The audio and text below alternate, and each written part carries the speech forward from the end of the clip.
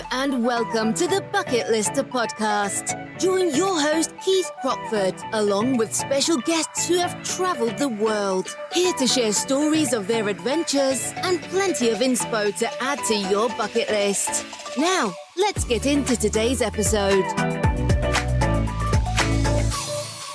Hello everyone and welcome to this episode of the Bucket Lister podcast. Today I am back chatting with Dave Blower, one of our guides, and well, both of us actually have just come back from Chile. Good morning, Dave. Morning, Keith. All recovered? Yes, of course. So we got back last week, so a few days ago, and I was out leading our Chile and Easter Island trip, and Dave was out on our Patagonia trip. And today I wanted to just have a quick chat with Dave and look at that trip. And I will do a podcast as well at some point on the Chile and Easter Island one. But I think if we were to discuss both trips today, it would be a very, very long podcast because there would be so much to discuss. So we're going to split it down and we're going to look at the Patagonia trip today. And I know for a lot of people, when you see the images of Patagonia, it comes on your bucket list. And I know it's been on your bucket list for a very long time, Dave, isn't it? Yes, it has, Keith. And I'm going to say right here in public, I am so grateful you gave me the opportunity to lead this trip for the first time. It's really, really ticked a box for me. Well, I mean... And Keith, one more thing. I'm saying to all the listeners, I'm going to try and not be too gushy about this trip, but some bits of it, I am afraid, when you've waited a long time and you experience it, there's a lot to say. Well, I mean, Dave, you have waited longer than most, to be fair. True. I mean, it was your 70th birthday party. Well, it was your 70th birthday, and you had a party while you were away on the trip. So, how could I not let you lead that one when it was going to be your on your 70th birthday as well? So, happy birthday, Dave! Again. I mean, I didn't get to see you. Thank you. It's more a reincarnation than a birthday, I think. So we flew out together to Santiago, didn't we? And so I had my group, Dave had his group, and we actually flew out to Santiago together. And we had a short time in Santiago before we separated off. It's a long way away, isn't it? People need to, realize actually. To get down there, it is a long time. Well, I think all told, the flight just to get to Santiago was 13 plus hours, and then we had a day in Santiago and a great walking tour. I'm sure you'll talk about that in your podcast. But then you've got another 3.5 hours going south, and that's where I think the structure of the trip is really important. But I can talk about that in a minute. Or do you want to talk about it now? If you want. We'll talk about it now. Yeah, let's. So we landed in Santiago. We had a brief time in Santiago before we separated, and then you took your group back to the airport for another early start, and then you take us away. Yeah. Well, we were up very early in the morning. I think 4:00. Flying out of Santiago and down to Punta Arenas, and obviously flying. What the structure of the trip is such that I am so pleased that we do, if you like, the touristy stuff to start with. I think it's really important because the first thing is when you get there, it does take a while to sink in, although you've travelled a long time, that you are 8,500 miles away from home in a completely different hemisphere, as close as the Antarctic as you're probably going to get. So you sort of have to mentally process that, and I think what we did was absolutely great down there. We got went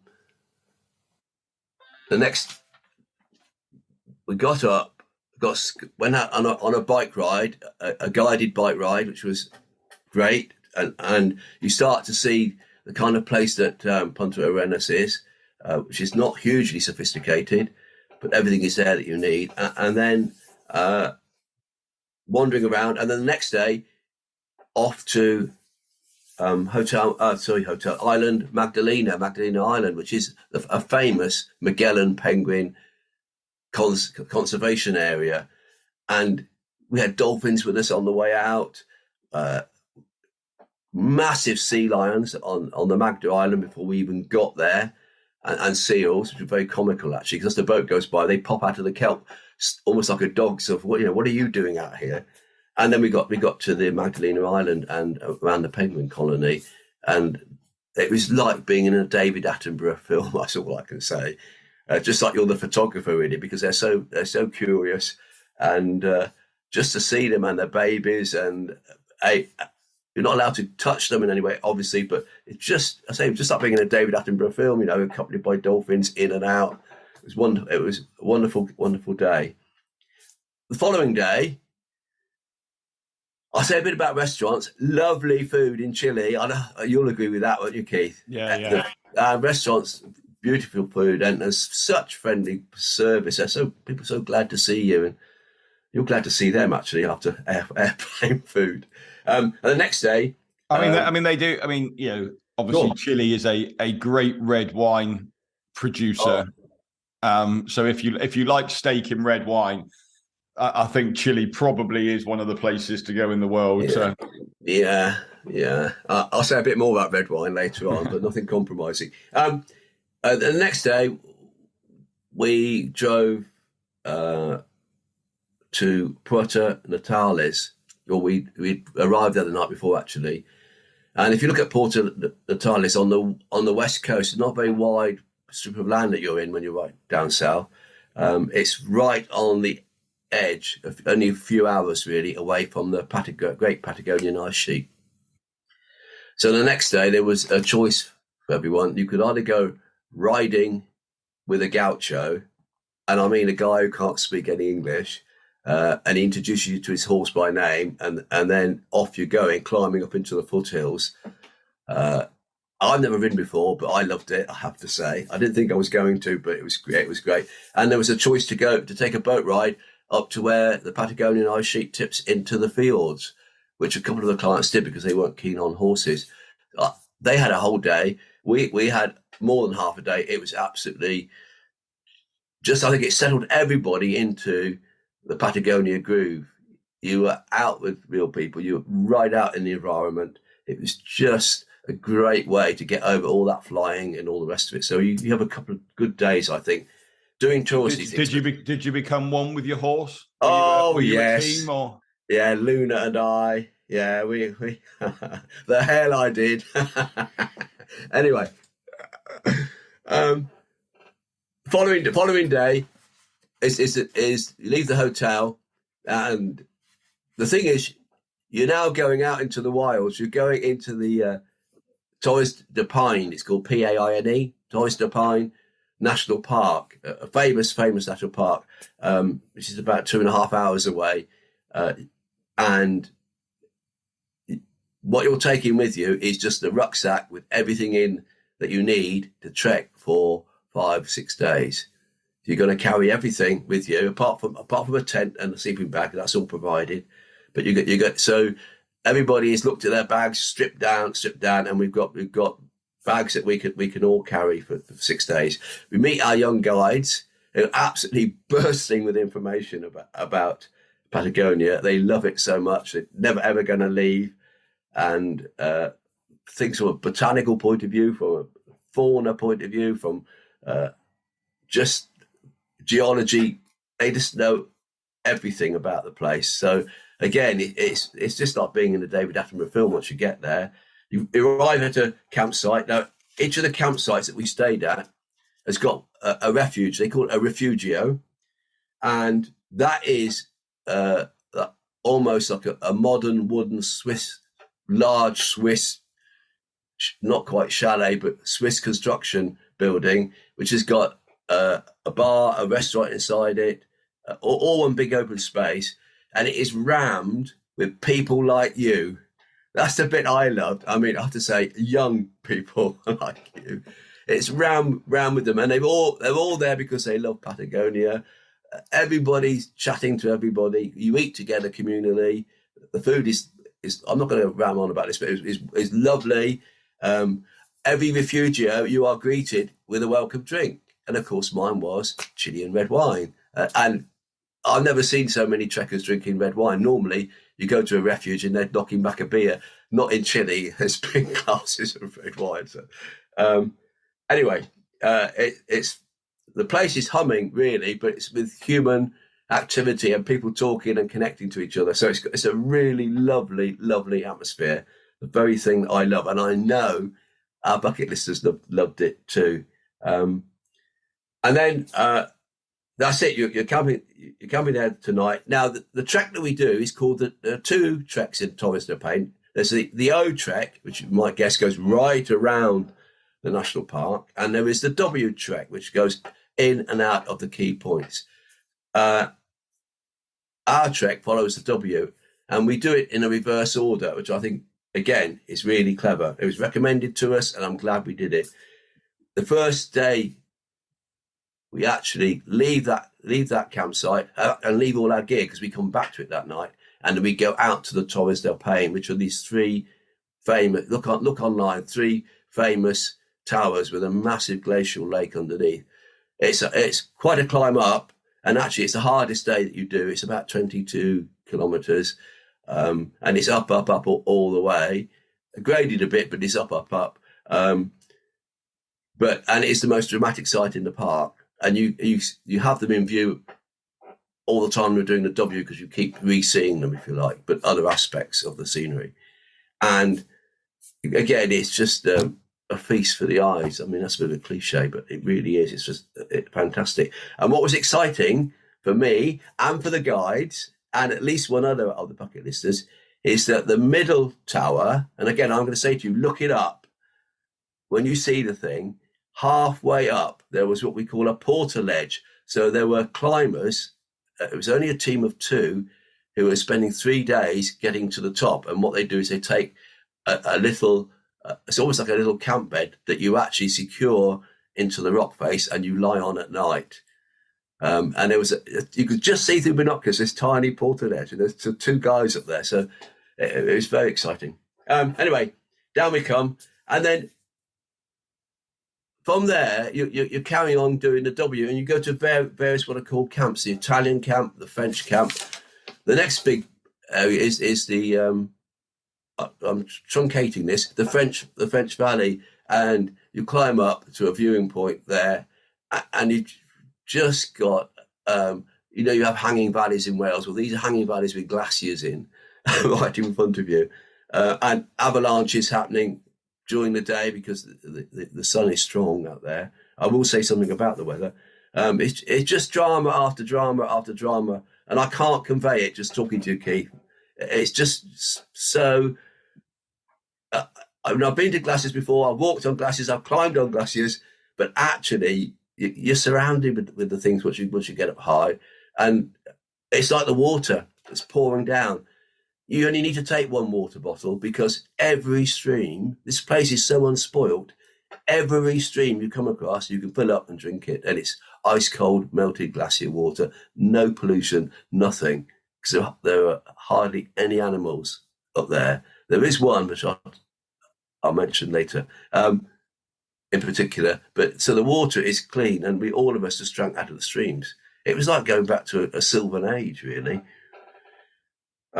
Well, more of the same as you go on. And I'm not, I say more of the same. There's one point in the trek when you're walking right next to a vivid blue, cerulean blue glacial lake with white stones, and it looks like this must be somewhere in the Caribbean, and it's a sea, but it's not. It's a meltwater, huge lake, and we walked past 2 or 3 of those.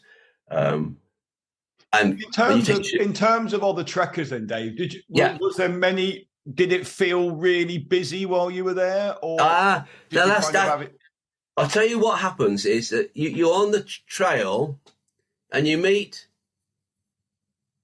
have a couple of Zoomer Europeans go past you, and you might see a small group of maybe Americans or another nation sitting in the trees eating their what they call box lunch, packed lunch that everyone gets every day.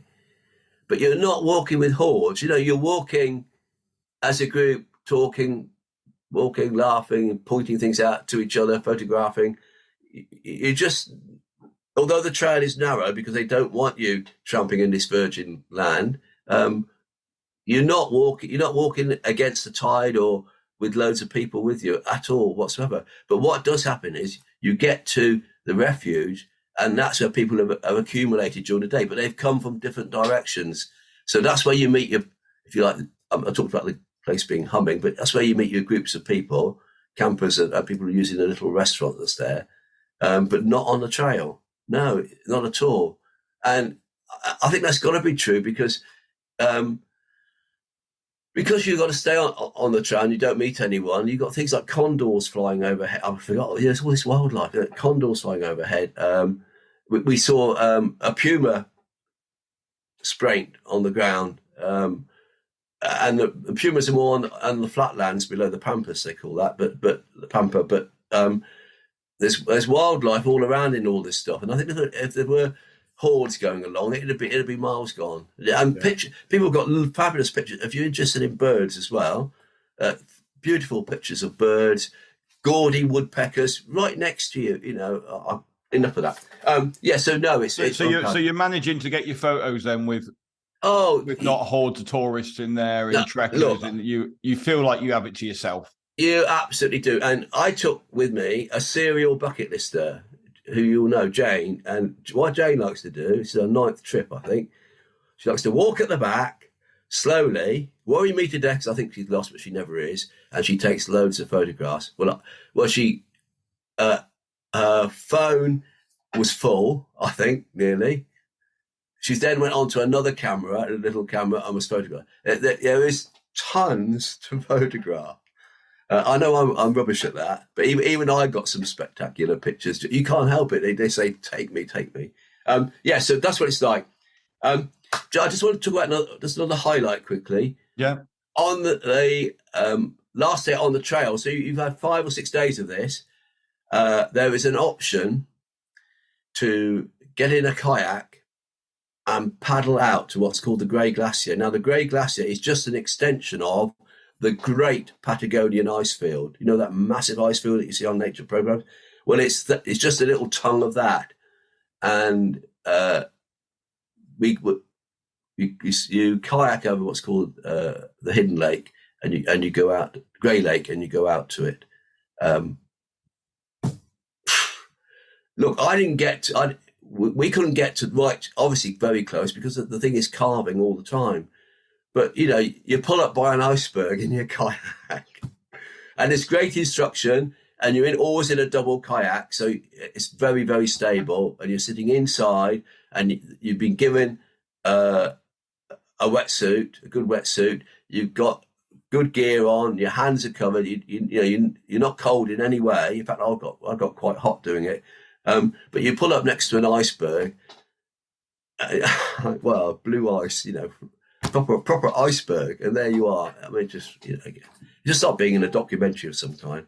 That was an added extra on, wasn't it? That was it was, and I think everyone chose to do that. No, not everyone. A couple didn't, but more than half the group did, and they were so glad they did. And then you make your way back, and you get on a motorized catamaran, which takes you to a bus. Which then the bus then takes you back to your Hotel Natales. So you jump on a local bus there, but it's it's like a coach. It's really nice. But the other thing is, you realise just 2 things: how remote you are. One is that the main road you take up from Punta Arenas to Puerto Natales is in Spanish is called the End of the World Highway, which I think is goofy. Yeah. And the other thing is when you get on the local proper bus to ride back to Puerto Natales, it's not made up road. You're cruising down dirt roads and the bus is skidding a bit around the corner. I mean, it's all safe, but you're in a wild and lonely place. Yeah, you are really very remote. Yeah, you really are. It's just right up my street, and I know the bucket listers loved it. I know they did. So what would you say then, Dave, was your 3 highlight takeaways from the trip if you had to pick 3? 3, if I had to pick 3? Yeah. Well, it's definitely going to the towers. it's a bit of a slog up there, obviously, but definitely seeing those towers and that backdrop and awe and wonder, right? Absolutely encapsulated there. I love that. I loved, for me, just by the campsite, the South American woodpeckers on the ground, on a log, bright red head, looking so, I don't know what the word is, different, amazing, and you're so close to them and they're not scared of you. You just told you over and over again, this place has not been mucked around with by humans. And the third thing was, I'm going to say this. Going up to the bar saying, we're a group and we have a welcome drink. Oh, yes, how many of you are there? Well, there's 7 of us this time. He said, oh, well, there's 6 glasses in a bottle. Do you mind if I give you 2 bottles of wine? There you are. There's a droll one for you. I didn't mind. And who would you say then is a perfect candidate for this trip? Look, what happened this time was we had quite a proportion of bucket listers who've been on treks before, or in the other cases, people who've been and trekked in other places. And what I think personally, when talking to them, was, of all the people I've spoken to, I know this trip, it's a long way away, so it costs a lot of money and all the rest of it, but there's an instalment plan and all the rest of it. But I think they were, of all the bucket lists we know, I said one has been 9 times. They are if you like, the bravest ones. So Patagonia was somewhere, this is very different, and they're first to go. But you don't have to be brave to go there. If you can stand the flying, and I think with this in mind, a lot of people go to Australia, don't they? Because they want to, it's the same as that, really. If you can stand the flying, you don't have to be brave. You're not on some godforsaken place where you're going to get blasted by the elements. Although I have to say, the weather does flip from, some quite excessive things, from high wind to very, very warm to a little bit of rain. It moves around quite a lot. But you're not going to a place where you've got to be some intrepid explorer. Anyone who's fit to do any of our treks could do it. Perfect. And would you go back again? I'd love to, but I tell you, I was talking to you just before this podcast started. You know what I'm like.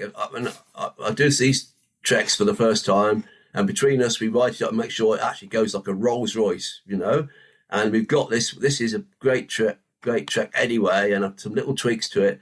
And we take advice from our bucket listers. So we've done that. And I would love to go back, but I really do think that our other guides, Gareth and Jake, people know them, young guys, they need to get there and get it on their CV. Yeah. Because the people you meet down there, I've said at the very beginning of this, they are people who've travelled, done lots of things, and they've had to wait to do it. It is really one of the trekking nirvanas. Well, Dave, thanks ever so much for coming on and going through the trip. Hopefully that's inspired some of you listeners to go and have a look. And I'll put a link in the show notes on the podcast to take you to the trip where you can see some more photos and stuff of what Dave's been talking about. And we will do a blog post as well where we can put some more, and maybe I'll have a word with our bucket lister Jane and see if I can get some of her 5,000 photos to show people as well. We won't keep you any longer, Dave, because you need to go and pack, because Dave, you are off at the weekend to Morocco on our Sahara Desert trek with another. Yes, again. So have a great time on that one. Yeah. Thanks ever so much, everyone, for listening. Hope you've enjoyed this podcast. Please do like and subscribe to the podcast, because that helps us with Apple and also lets you know when the next episode is coming out. So until next week, thank you very much. Goodbye. Thanks for listening to this episode of the Bucket Lister podcast. Be sure to click follow to be alerted for next week's episode. For For more travel inspiration, check us out at www.thebucketlistcompany.co.uk or follow us on socials. See you next time.